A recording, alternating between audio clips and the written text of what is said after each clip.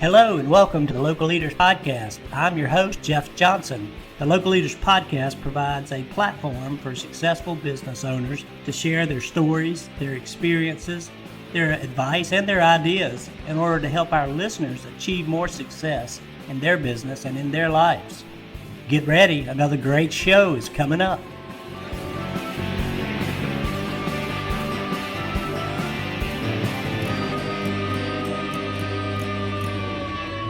Good morning, everyone, and welcome to another exciting podcast from the Local Leaders Podcast. I'm your host, Jeff Johnson, and we are anxious to share with you a new company that we found. It's called Europa Pastries and Coffee Shop in Fall River, Massachusetts, and I'm here with the owners.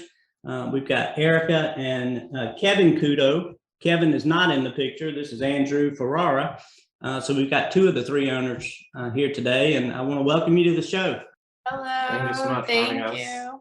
You're very welcome. We're stoked to have you on, and we're glad to be able to have the opportunity to bring your story and learn from the things that you guys have been through.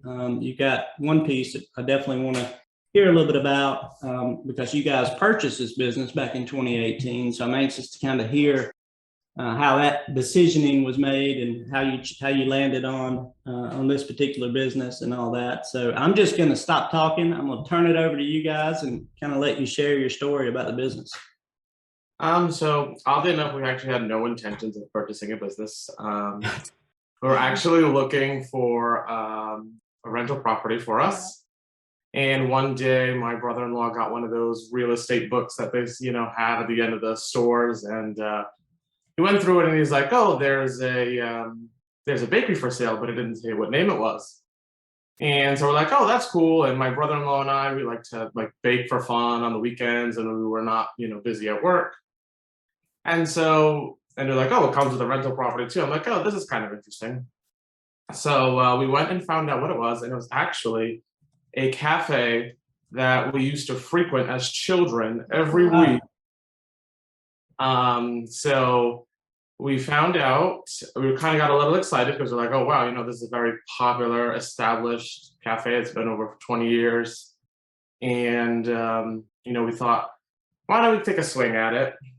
Here we are now. We took a swing at it. But we had absolutely no experience, no interest in buying a business at that moment in time. It just kind of fell into place. And, we ended up stacking everything we got, and here we are. 3 or about 4 years in now. We were at the right place at the right time. Mm-hmm.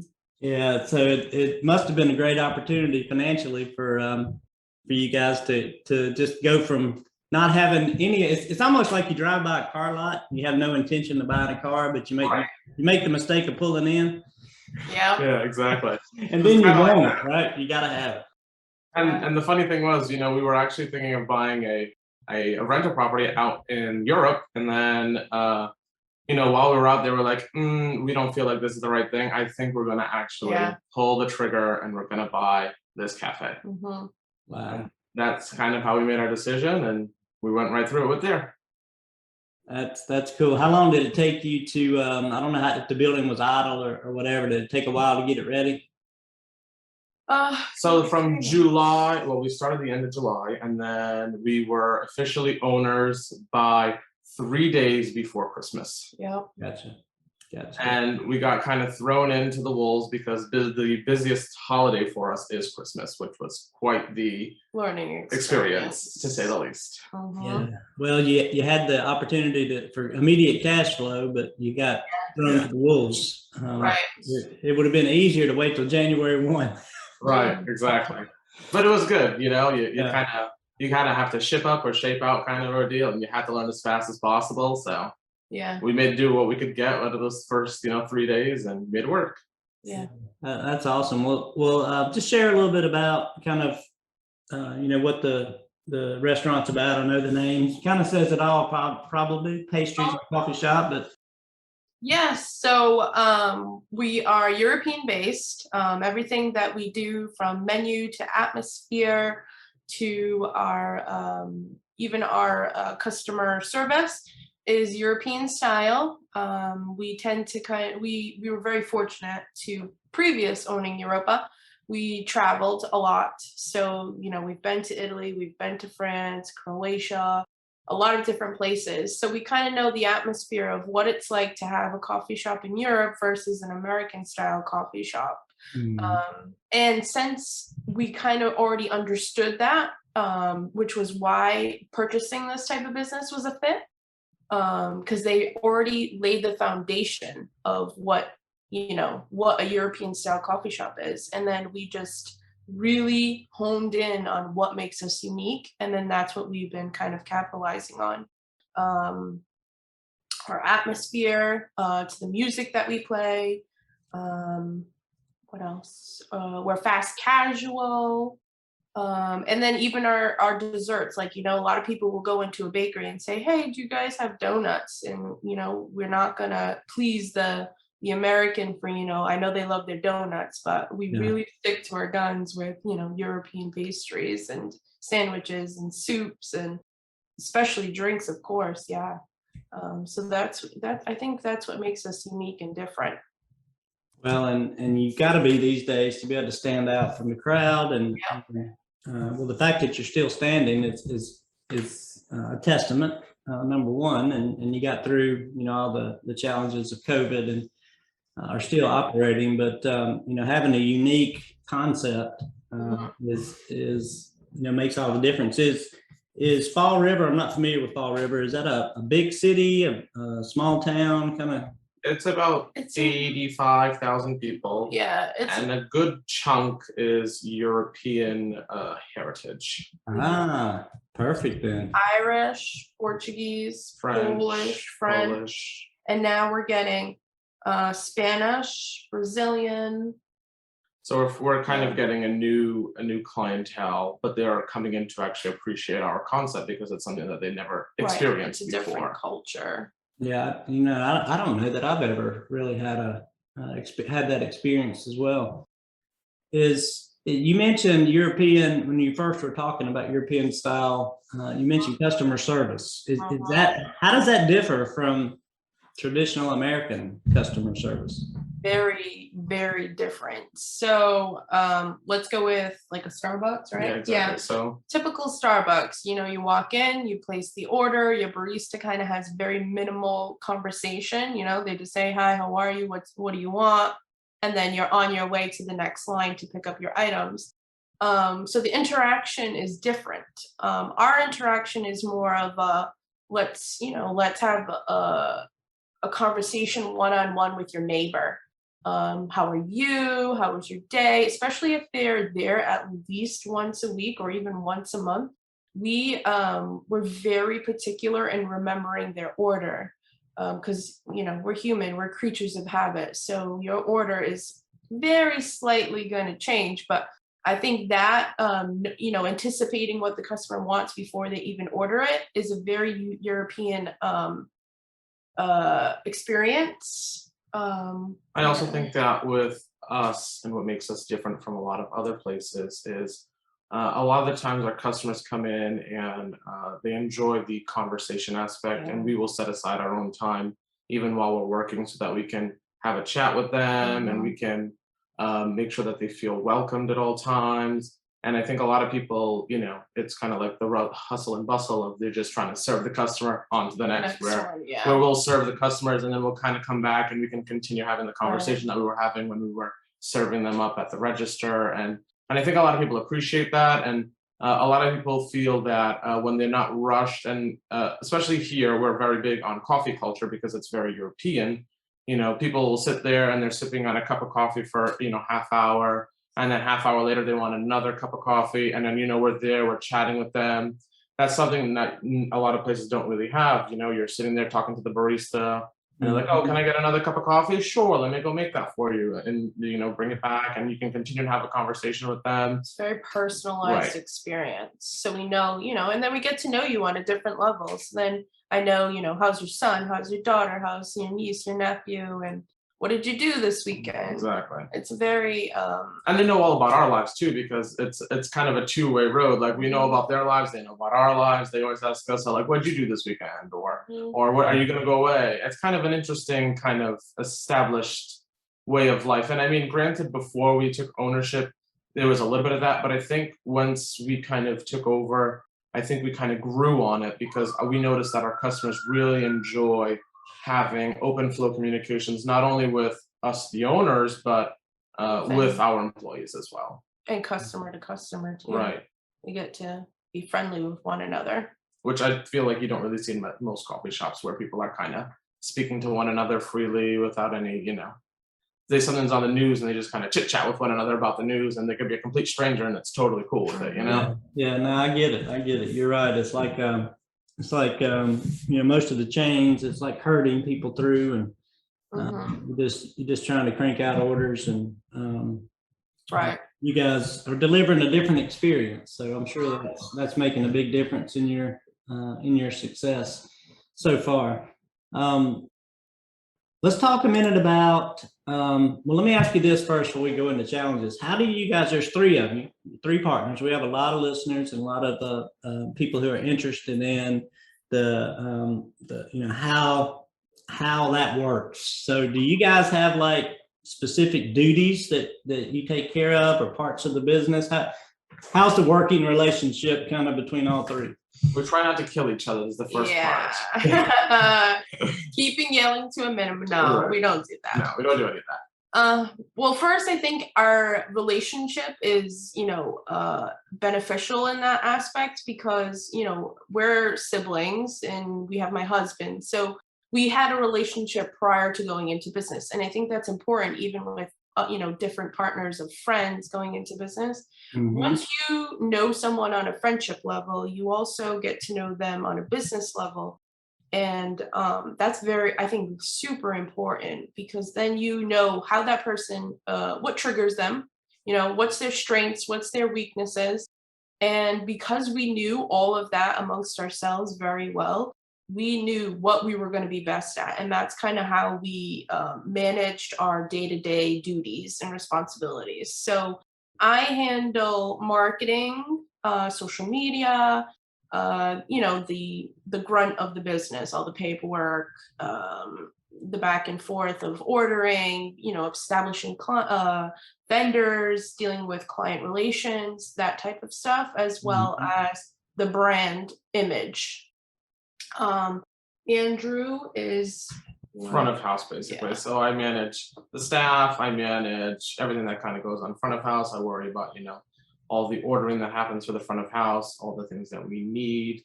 And then my brother-in-law, her husband, manages back of house. He's the one mostly, managing the pastry chefs and all that, and producing and making sure that we have everything out front for sale, and making sure that everything's kind of copacetic for the back, and making sure that we have all the items that we need. So quality control. Exactly. Yeah. And everybody kind of stays in their lane, which is very important. Yeah. We kind of chit chat amongst one another when we have opinions, or we have, comments or concerns, and then we kind of talk amongst all three of us and come to an agreement or a compromise of some form. But we never make a sole decision until kind of all three of us basically agree on how we're going to move forward in a certain situation. Either we agree or we don't agree. And if we find that, I know it's kind of like, kindergarten, but we think that it's helped us, especially during COVID, to really realize, like, okay, if the reason why we don't agree is because there's a missing element to that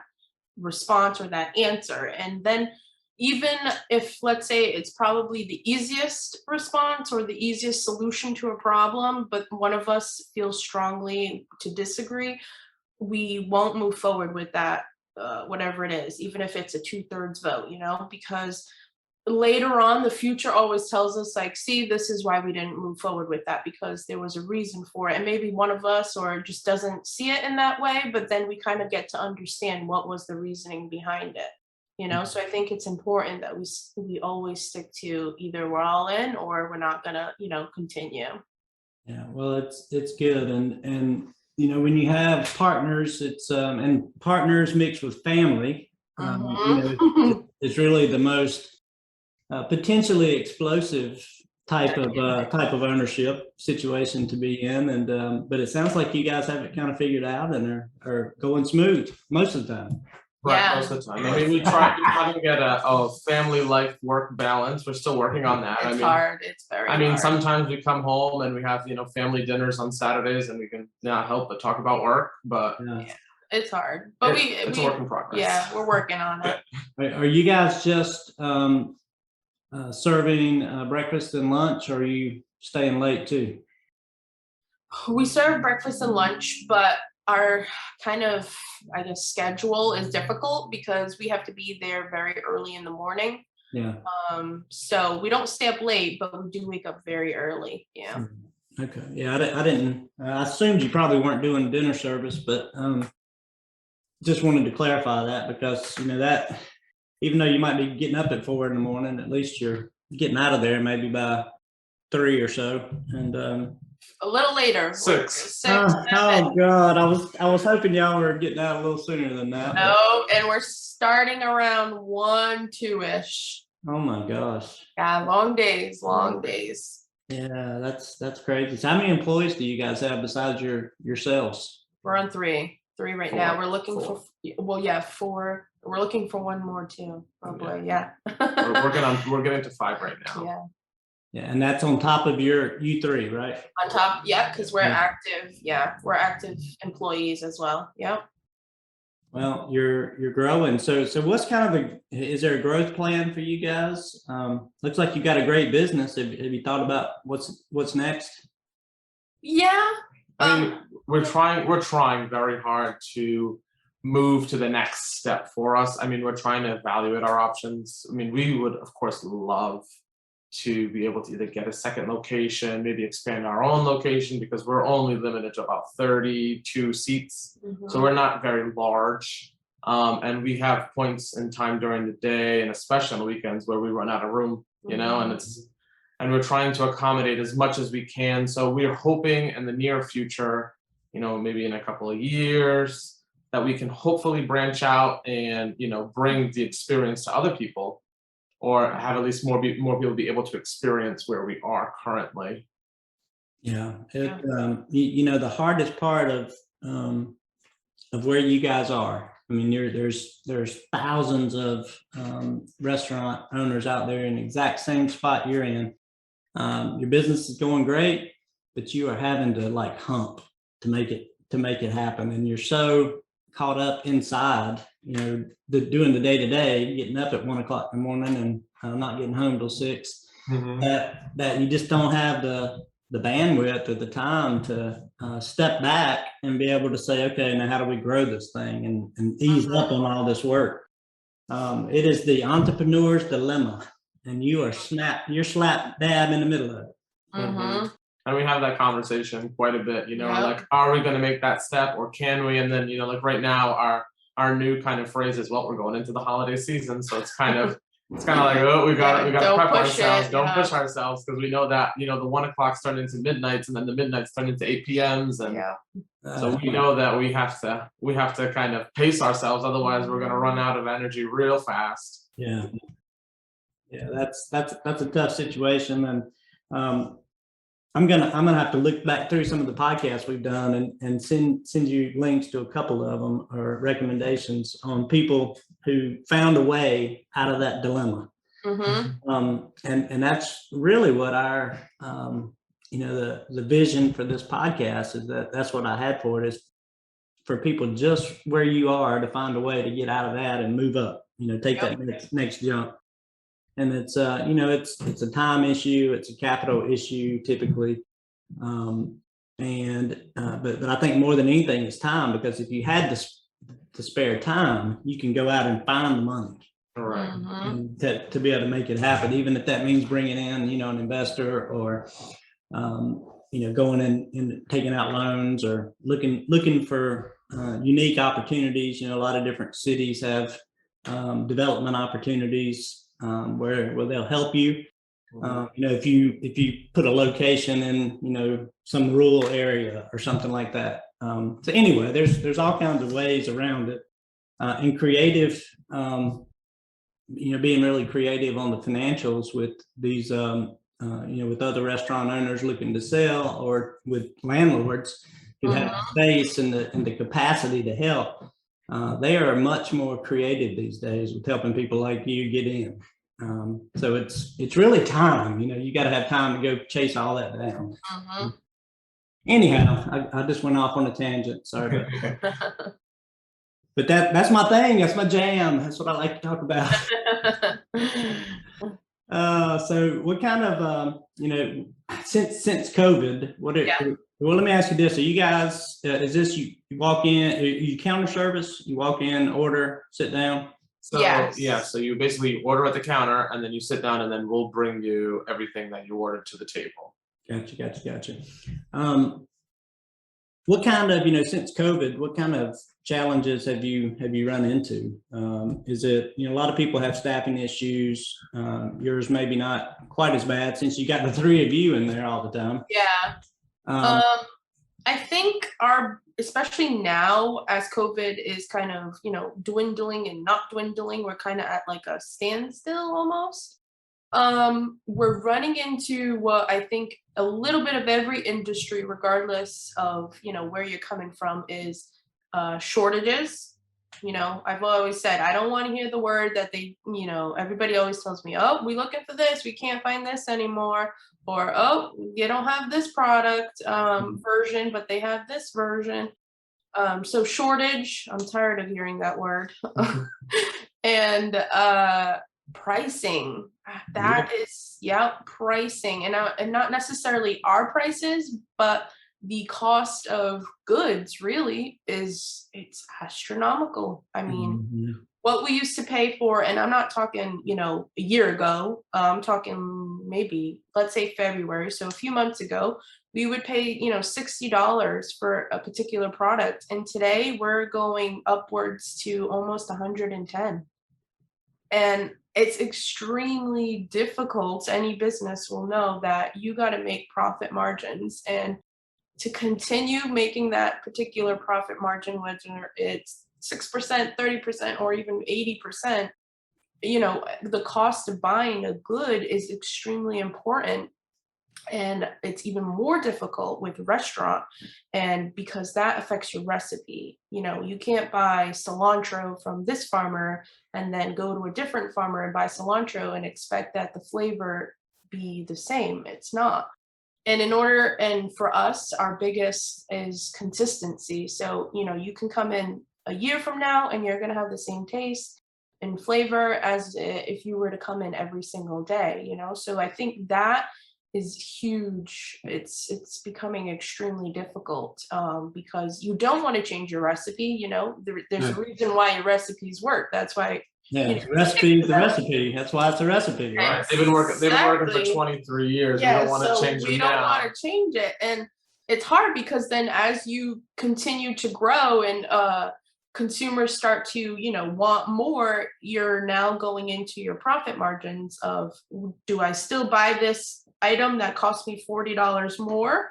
Or do I have to change to something that's similar but still not the same taste? And then, there's the ripple effect. What is that going to do to me, now? What is that going to do to me in 5 months? What is that going to do in a year? So that right there is a concern that we're definitely facing with the aftermath of COVID and, production from other companies. So how do you deal with it, with that shortage issue? So, what do you do? Do you, in some cases, do you substitute, and the ones you can't, you just absorb the cost increase? Yes and no. So it's a lot of metrics. We've established a metric system where we plug in every time there's a price, a change in an item. So then we know exactly what we're making on the dollar for each item sold, and then if we were to change it to a different product. But it's not something that you can do overnight. So then you have to try that new ingredient, test the recipe, and then it becomes, you're looking at sometimes weeks, 2 weeks of testing, So then and then what happens is, after the 2 weeks of testing, they might sometimes be delayed on that particular product. So what you just tested on, they're now delayed, and you're not going to get it for another 2 more weeks. Oh yeah, you're like, yeah, you're kind of screwed at that point. Yeah, so then you gotta, deal with the repercussions of supply chain, demand. Yeah. Yeah. We're still working out the kinks, but yes, I think absorbing some of the cost, but I don't know how much longer a company or even a smaller business can absorb certain costs. And then like we've been seeing with a lot of items, the price just increases, and the consumer reaction to the price increase is also another business influx that we're learning to deal with. So have you been able to, or have you done or raised your prices in response on any items or across the menu? Yeah, yes and no. So the first kind of raise that we did was on meats, because we kind of got hit really quickly on the meat department. Mm-hmm. And I think so the first thing that kind of went on was meats. And then once it came onto the baking side of things, then we started going up on some pastries. Other pastries we did for the sake of being competitive with other people. Mm-hmm. We are essentially Absorbing. And I mean, anecdotally, we have a lot of Portuguese bakeries in the area.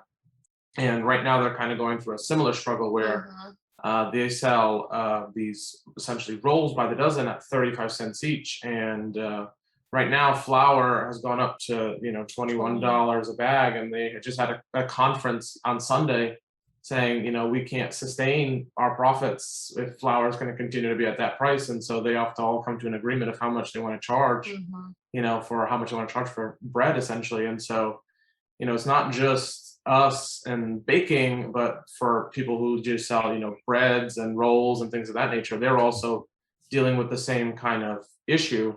And I think the biggest thing for us is we all deal with it, us, other pastry shops, bakeries, is the consumer mindset, because a lot of people, something goes up 25 cents and sometimes it feels like the end of the world's about to happen. And other times, people are like, oh, that's it.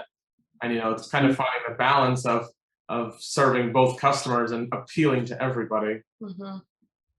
Yeah, that makes total sense. And, it's a challenge across the industry, and it's up and down the supply chain. So it's everybody involved, and, it makes it difficult. And when you were talking, Erica, I was thinking I could hear Kevin in your voice, because you were talking about the ingredients changing taste and yep, that's exactly consistency right. issues. So Kevin's with us today. He's talking through Erica. That's exactly right. And as in any marriage, the woman speaks for the man anyway. It is as it should be, I guess, right? Yeah. No, yeah, that's his voice in the background telling me, well, I can't be using that anymore. You can't get me this. Yeah, you're messing up my recipe, man. Yeah, exactly. Give me some good stuff. It is a dilemma, and people are working around it. And you were talking about tracking food item costs and things like that. Are you guys running a POS system? Yes, we do. Yes. Yeah. Which one are you using? We're Square. We use Square. Now, have you gone to the trouble of inputting all your ingredient costs and recipe costs into the system there, or are you kind of manually tracking? Well, not necessarily manually, but we use Excel. Mm-hmm. So I feel like Excel is really great, because then the algorithms and the formats allow for a quick change in price. Yeah, and I just asked that because I know POS systems offer that capability, but very few people use it because it's so time. It takes a lot of time to get all that in there. Yeah, it took us some time. Yep. Almost a month. And then you're having to update and make changes in the POS back end or whatever. But some do use it for inventory tracking and down to the ingredient level and for cost of goods tracking. But again, it can be tough just from a time perspective. So I was curious. All right, we talked about what's next. We talked about challenges. You guys were new at being entrepreneurs 3 to 4 years ago. So could you share just a little bit as we get toward wrap up here, what you've learned having bought this business and started on your entrepreneurial journey, what you've learned and any advice that you might share, with others who are in the same position. I think the most important thing is you have to set your expectations. I think that I remember when we bought the business, at the time we had a cook and the pastry chefs, and we said, oh, we'll work 40 hours a week and call it a day. And we're not going to work as much as we used to at our old jobs. And that went right out the roof real quick. We were doing 60, 70, 80-hour weeks. And a lot of people sometimes get into a business and just think like, oh, I'm just going to kind of take like a step back. And a lot of the times, for us, the way that we operate and the way that we work is we're hands-on, very hands-on. I'm a barista. I wasn't trained barista. I learned it, and I'm there. And I don't tell my customers that I own the business, because then that way I can get feedback from the customers as if I was a regular employee. And my sister sometimes when she's out there as a barista as well, she does the same thing. And for us, it just makes more sense that we are there amongst our team. We can be there to support our team. But I think that for us, it's also very important that we're in it. And a lot of businesses, sometimes a lot of entrepreneurs themselves are not in it. And so I think for anybody who wants to either own a business, start a business, if you're not in it, you're not in it for the right reasons. We especially, we like to inspire. We like to be there to listen to our employees. We like to take their ideas. We have a new employee that just started a couple months ago, and they're giving us ideas of how we can improve. And we think about them, we talk amongst ourselves, and we're implementing them now. So I think it's important that we listen to our employees as well. I feel like a lot of people kind of brush off anybody's ideas. Where I used to work, especially, we can kind of give an idea and we're like, yeah, whatever, just how this is going to roll, call it a day. Yeah. So I think as long as everyone's focused on the same goal. We all are on the same goal, not just to make money, but to really, dig home the fact that we want to be a very successful European coffee shop in the city. And we are doing this all together, not just us, the owners, receiving the money, but we as the team working group together. Effort. And I think we express that to our employees that, in order for you to succeed and accept new challenges and communicate, it's a team effort. It's not, I come in, I do my job, and then I leave for the day. Their success, their input, and their willingness to allow the business to grow and flourish also affects not only their job and, of course, pay raises and things like that, but they understand that their input and their efforts affect the longevity of the business. Right. And that's good. And trying to pass on that sense of ownership and importance, in the success of the business. Right. To your employee is a critical piece that is very difficult to accomplish. So yes. And one of our oldest employees has been there for 11 years. So she was there with the previous owner, and now Lord. Yes. And so a lot of the times, a lot of the ideas that she couldn't instill with the previous owner because he had the mentality of it's my way, it is what it is. And now she can, give us ideas and we can implement her ideas. She feels a little bit more invested into the business. And she really puts, before she was putting 90%, now she really is putting 110 because she really feels like she's valued. Right. Yeah, that's critical. You got to value your people, and she's got a lot of experience that you guys didn't, coming in. And so, kudos to all of you for being able to work together and be able to hang on to that great employee and to having her now kind of, invested in the business. And, we all here are hopeful that you guys will find your way out of that dilemma of having to work so much you can't grow. And, again, we've had numerous podcasts with people who found their way through that. And it doesn't happen overnight, but I'm going to try to make some recommendations back to you for a couple to listen to that just may give you an idea or the inspiration you need to find a way around it. because it looks like you got a great concept. Things are going really well. And for all our listeners, again, just to remind you, we've got Andrew Ferrara, we've got Eric, and Kevin Couto. Sorry, Erica, I can't talk today. With Europa Pastries and Coffee Shop in Fall River, Massachusetts. And if you're in that area and haven't been there, please go. And another point I wanted to make, we'll have your website up at the beginning and here toward the end of the podcast on the video, but it is www.europacoffeeshop.com.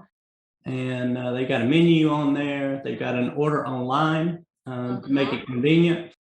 And while you're at it, you can even sign up for some loyalty points and rewards and all those kind of good stuffs. And also, if you've been there and you've had a great experience, don't forget to leave a review. So I love your website because you got all that laid out. Yes, Yeah. thank you. Yeah, there's a little commercial, and hopefully some folks who haven't had the opportunity to stop by will do so and continue to to become valuable Europa customers. And we want to thank you for taking time to be on the podcast today and for sharing your story. So thank you. So much. Thank you. It was an honor. Thank you.